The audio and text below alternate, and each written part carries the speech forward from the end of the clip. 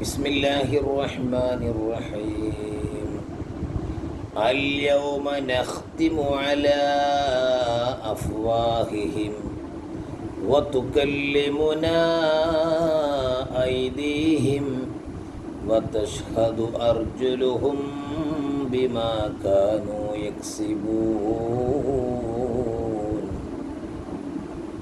യാസീൻ, സൂറത്ത് യാസീനിലെ സൂക്തമാണ്.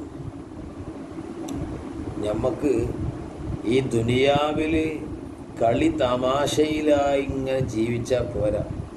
നെല്ലും പതിരും വേർതിരിയുന്ന ഒരു നാളുണ്ട്. യൗമുൽ ഖിയാമ, മഹ്ശർ. അള്ളാഹു നേർക്ക് നേർ വിചാരണ ചെയ്യുന്ന നാൾ. വിശുദ്ധമായ ഖുർആനിലെ യാസീൻ സൂറത്തിലൂടെ അള്ളാഹു പറയുകയാണ്, അല്യവും, ആ നാളിൽ, നാളിൽ, അന്ത്യനാളിൽ, നഖ്തിമു, നമ്മൾ സീല് വെക്കും. എന്തിൻ്റെ മേലിൽ? അലാ അഫ്വാഹിഹിം, അവരുടെ വായകളുടെ മേലിൽ. തൊള്ളോണ്ട് മിണ്ടാൻ കഴിയൂല. ആകെ ഇവിടാണ്ട് സെറ്റാവും. നമ്മൾ ഇവിടുന്ന് സംസാരിക്കൽ തൊള്ളോണ്ടല്ലേ. നാളെ ആഖിറത്തിൽ കുറച്ച് ടൈം മുജ്രിമീങ്ങളുടെ, ദോഷികളുടെ വായക്ക് സീല് വെക്കും. പിന്നെ ആരാ സംസാരിക്കുക? വതുകല്ലിമുന, നമ്മളോട് സംസാരിക്കും. ഐദീഹിം, അവരുടെ നമ്മളെ കരങ്ങൾ സംസാരിക്കുന്ന നാള്. ആരാ പറഞ്ഞത്? അല്ലാഹ് പറയാ. ഖിലാഫില്ലയിലും കൈ സംസാരിക്കുക.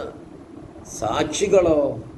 വതശ്ഹദു, സാക്ഷി നിൽക്കുകയും ചെയ്യും. അർജുലുഹും, അവരുടെ കാലുകൾ. മാഷാ അല്ലാഹ്, എന്തായി കേൾക്കുന്നത്? തോല് സംസാരിക്കുമല്ലോ, വേറെ ആയത്തിലുണ്ടല്ലോ.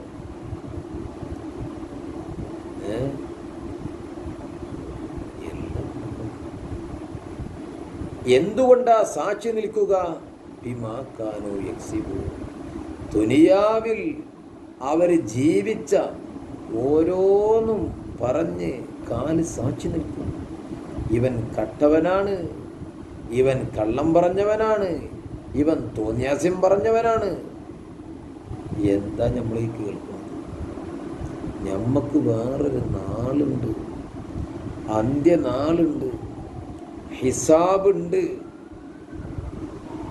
ഇതൊക്കെ മുൻപിലുള്ള നമ്മൾ എങ്ങനെയാണ് തോന്നിവാസം ചെയ്ത് ജീവിക്കുക? നമ്മളിത് ഓതുന്നുണ്ട്, എപ്പോഴും യാസീൻ ഓതും. അർത്ഥം അറിയുന്നവരുണ്ടാവും, അറിയാത്തവരുണ്ടാവും. ചെറുപ്രായത്തിലൊക്കെ ഓതാൻ പോയി മീസാനും അജ്നാസും ദഞ്ചാനൊക്കെ ഓതി, മന്ദിക്കും മായനിക്കും ഓതി ഒക്കെ ഉഷാറായി. അങ്ങനത്തെ ഉഷാറായി മായന മനസ്സിലാവും. മായന മനസ്സിലാക്കാൻ വേണ്ടി പരിഭാഷയ്ക്ക് പോകണ്ട. ആയത്തെ സമം മലയാളം ഖുർആൻ പരിഭാഷ, ആ നിലക്കുള്ള പരിഭാഷ. ഓരോ പദത്തിൽ ഏജാസില്ല. അല്യൗമ, ഇന്ന്. ഓരോ ലഫ്ളുകളിൽ എന്തില്ല? ഏജാദില്ല. ഒരൊറ്റ ആയത്തിൽ മൊത്തമാണ് മനുഷ്യനെ കുഴക്കുന്ന. അങ്ങനത്തെ മൊത്തം ഒരായത്ത് ആ സെറ്റപ്പിൽ ഒരാൾക്കും കൊണ്ടുവരാൻ കഴിയില്ല. അപ്പം അങ്ങനെ പരിഭാഷപ്പെടുത്തലാണ് ഹറാമ്. ലിഫവാത്തിൽ ഏജാദി, ഫുഖഹാവ് പറഞ്ഞ ഏജാദ് നഷ്ടപ്പെടുക. ഓരോ പദത്തിനും അർത്ഥം വെക്കുക, അതിന് കുഴപ്പമില്ല. കാരണം ആ ഇല്ലത്ത് അവിടെ അല്ല ഫവാത്തുൽ ഏജാസ് പറഞ്ഞത്. അപ്പം അങ്ങനെയൊക്കെ ഇങ്ങനെ മനസ്സിലാക്കുമ്പോൾ എന്തൊക്കെ സംഭവിക്കാൻ പോകുന്നത്?